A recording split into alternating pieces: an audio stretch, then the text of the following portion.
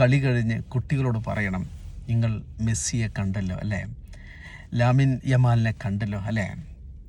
ഈ മെസ്സി അവർ സാധാരണ 30-40 വയസ്സാകുമ്പോഴൊക്കെ റൊണാൾഡോയും മെസ്സിയുമൊക്കെ 30-40 വയസ്സാകുമ്പോഴേക്കും എന്താണ് അവർ റിട്ടയർമെൻറ്റിലേക്ക് പോവുക.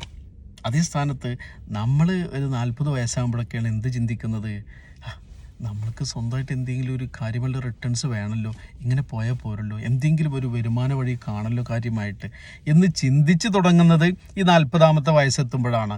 ഒരു പാസീവ് ഇൻകം വേണമല്ലോ, കാര്യമായിട്ട് എന്ത് ഇൻകം ക്രിയേറ്റ് ചെയ്യണമല്ലോ എന്ന് ചിന്തിച്ച് തുടങ്ങുന്ന അപ്പോഴാണ്.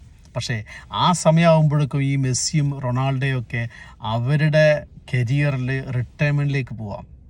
ഇത് കുട്ടികൾക്ക് കാണിച്ചു കൊടുക്കണം. എങ്ങനെയാണ് ഇത് സംഭവിക്കുന്നത്? ഈ അന്തരം എന്തുകൊണ്ടാണ്? ഈ അന്തരത്തിന് വേണ്ടിയാണ് സോനം വാങ്ചുക്ക് ഈ വിദ്യാഭ്യാസ സമ്പ്രദായത്തിൽ വരുത്തേണ്ട മാറ്റങ്ങൾ, ക്രിയേറ്റിവിറ്റി കൊണ്ടുവരേണ്ട മാറ്റങ്ങളെക്കുറിച്ച് അവിടെ നിരാഹാരമെടുക്കുന്നത്. അപ്പോൾ കുട്ടികൾക്ക് പറഞ്ഞു കൊടുക്കുക, അതിനും കൂടി ചേർത്ത് വെച്ച് പറഞ്ഞു കൊടുക്കണം. എന്ത്, ഈ മെസ്സി എങ്ങനെയാണ് കരിയറിൽ 40 ഏജ് ആകുമ്പോഴേക്കും 39 വയസ്സാകുമ്പോഴേക്കൊക്കെ റിട്ടയർമെൻറ്റിലേക്ക് റൊണാൾഡോയും നെയ്മറൊക്കെ എത്തുന്നത്. $600 മില്യൺ അദ്ദേഹത്തിൻ്റെ ഇന്നത്തെ വരുമാനം, ആസ്തി. 4 വയസ്സാകുമ്പോഴേക്കും അദ്ദേഹത്തിൻ്റെ മെസ്സിയുടെ അമ്മൂമ്മ സിലിയോ എന്ന് പറയുന്ന അമ്മൂമ്മ ഈ കുട്ടിയുടെ കഴിവിനെ കണ്ടെത്തിയിട്ട് പാഷൻ ഇന്നതാണെന്ന് കണ്ടെത്തിയിട്ട് അതിലേക്ക് ഹാർഡ് വർക്ക് ചെയ്ത് തുടങ്ങി.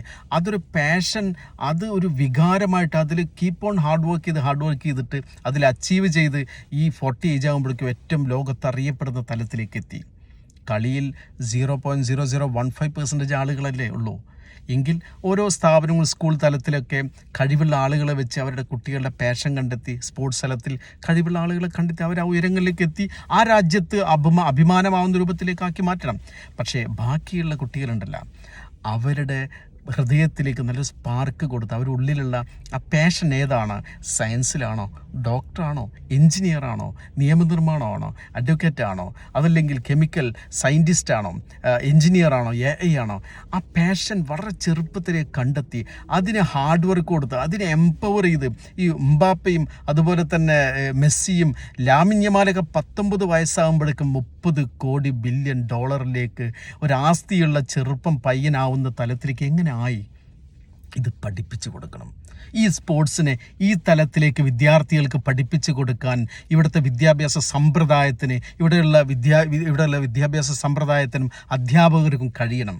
ആ സ്പാർക്ക് കൊടുക്കാൻ കഴിയണം. ഇതായിരിക്കട്ടെ ഈ 2026 ഫിഫ വേൾഡ് കപ്പ് അവധി പ്രഖ്യാപിച്ചെങ്കിൽ ഈ അവധിയിൽ നിന്ന് നമ്മുടെ വിദ്യാർത്ഥികൾക്ക് ഇങ്ങനൊരു സ്പാർക്ക് ജനറേറ്റ് ചെയ്യാൻ കഴിയുകയാണെങ്കിൽ ഡൽഹിയിൽ 20 ദിവസം പട്ടിണി കിടന്ന് ജീവൻ മരണ പോരാട്ടം നടത്തിയ ആ സോനം വാങ്ചുക്ക് അദ്ദേഹം പുഞ്ചിരിക്കും. അതെ, ഇത് ആ രൂപത്തിൽ വലിയൊരു മാതൃകയാവാൻ സാധിക്കട്ടെ ഈ വേൾഡ് കപ്പ് എന്ന് പ്രത്യാശിക്കുകയാണ്. ഈ പാഷൻ കണ്ടെത്താനുള്ള ആ ഒരു സ്കില്ല് നമ്മുടെ സിലബസിലേക്ക് ആഡ് ചെയ്യാനും കൂടി കഴിഞ്ഞാൽ എത്ര വലിയ റിസോഴ്സാണ് നമ്മുടെ രാജ്യത്ത് പൂവണിയാൻ പോകുന്നത് അല്ലേ? ആ രൂപത്തിലേക്ക് വലിയൊരു മാറ്റം ഈ വേൾഡ് കപ്പ് സൃഷ്ടിക്കാൻ സാധിക്കട്ടെ എന്ന് പ്രത്യാശിക്കുകയാണ്.